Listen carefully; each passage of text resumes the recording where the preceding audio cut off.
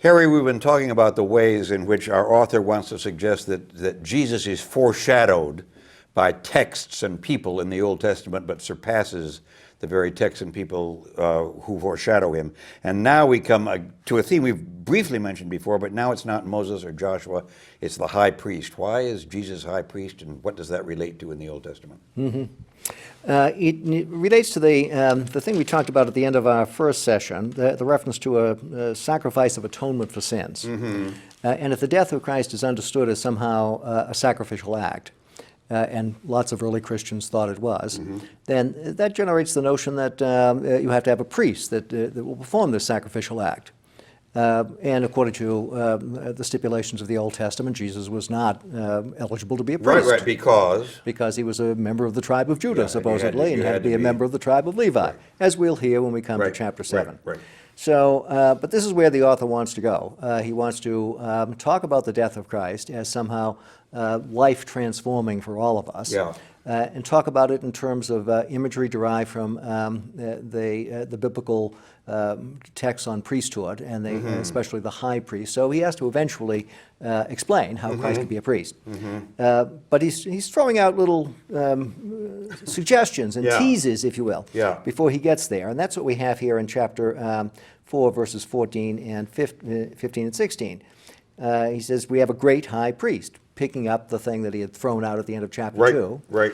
And he adds to it now a little bit. Jesus, the Son of God, we've heard about that Yeah. before.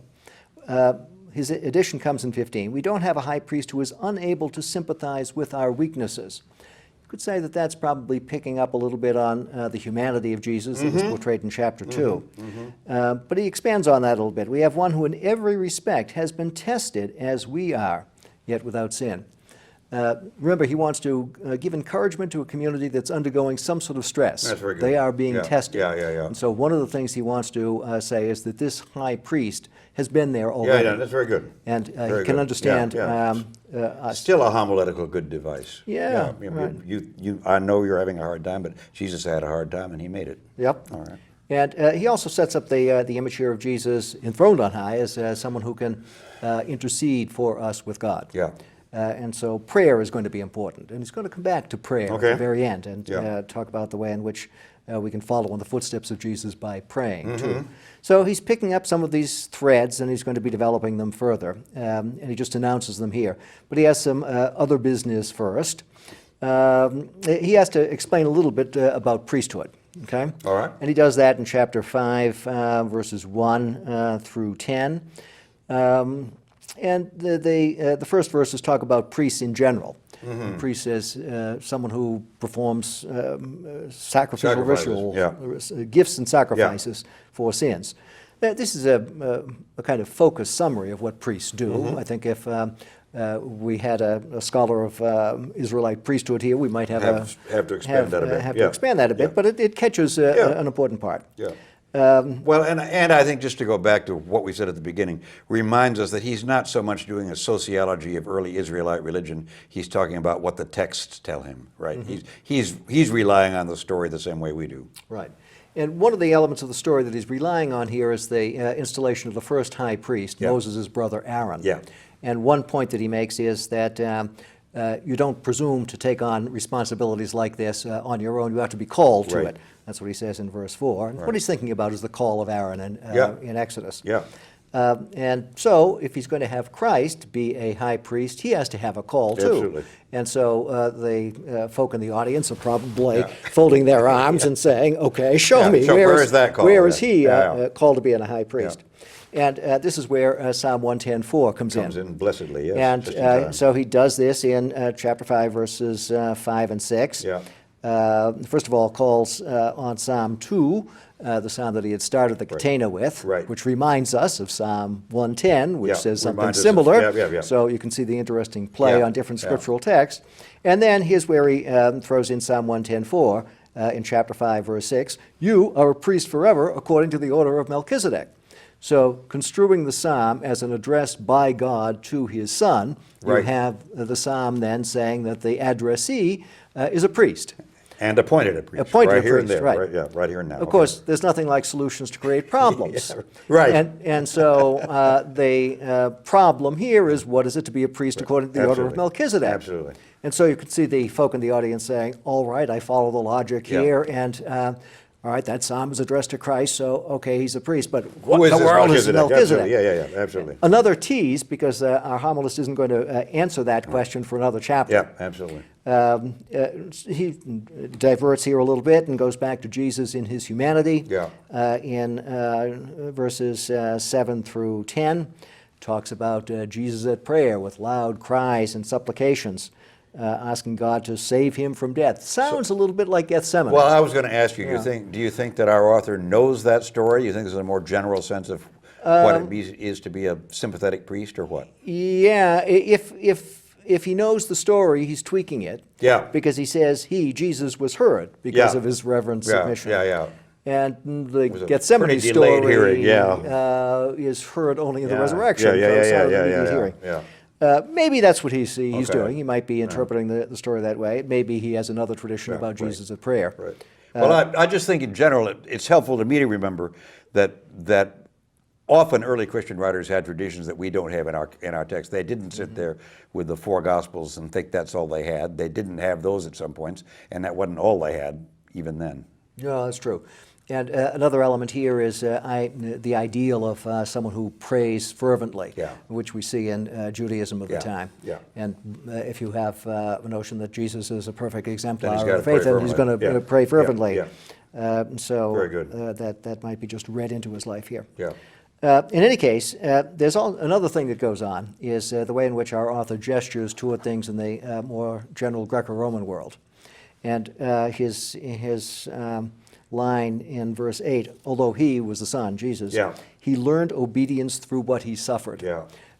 There's a famous line out of Aeschylus, pathemathos, learning comes from suffering, or learning by suffering, and an old Greek proverb in effect. And I think the author here is gesturing toward that at the same time that he's gesturing toward Jewish ideals of prayer. He's really calling on lots of cultural things. Okay, I know this is tricky and it's entirely out of left field, but in some traditional Christologies, it would be troublesome to say he was made perfect through his suffering because he was perfect from the beginning of time. Is he was worried about that at all, or is he just on a kind of roll about the importance of suffering and learning? He's certainly doing the latter. But it's worth thinking about this notion of perfection that we get in Hebrews, because we tend to hear it in terms of moral perfection or whatever. And I don't think that's what our author is talking about. Perfection functions in some ways in Hebrews rather like justification does in Paul. It's sort of, in most cases, the starting point of a process that leads to sanctification and ultimate salvation. Right. Another way of thinking about perfection in Hebrews is qualification for office. So he's perfected in the sense of having gone through whatever course he needs to be high priest. Okay. And the kind of high priest that he's just described here is someone who is sympathetic, someone who understands people who are in dire situations, and he's showing us that Christ is that kind of person. And the training was the suffering. Training was the suffering. That's very good. Okay. Later on, the author will talk about us being perfected, too. Right. And so we'll need to think a little bit more about that. All right. Well, then as we move ahead, we return once again to the audience, to the hearers, and the fear that they're going to fall away. What do you think falling away means, giving up on the confession for this congregation? Is this apostasy? Is this staying home from church 3 Sundays out of 4? What's going on? Right. So before we get to that falling away, we have just a little bit of a gesture to the audience. Sorry. The author says that he has something that's really hard to explain, especially to you guys. So this is kind of an ironic captatio benevolentia, getting the goodwill of the audience.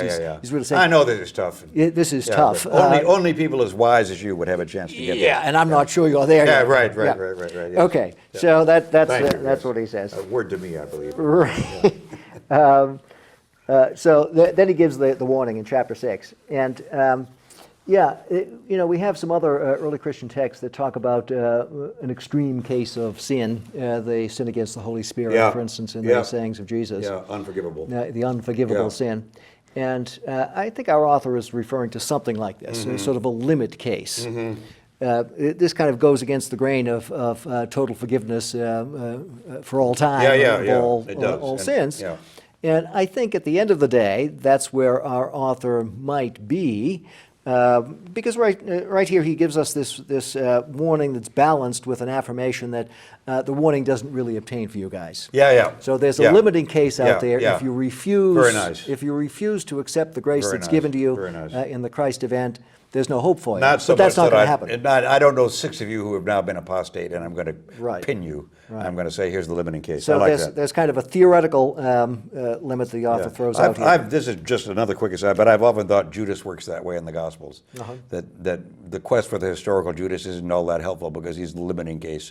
Don't go this far, faithful first century Christians. This is. I think that's probably right. Okay. And balanced with Judas is also Peter. Exactly. So the author throws out this warning. There were some Christians, of course, who did take this position and took it seriously.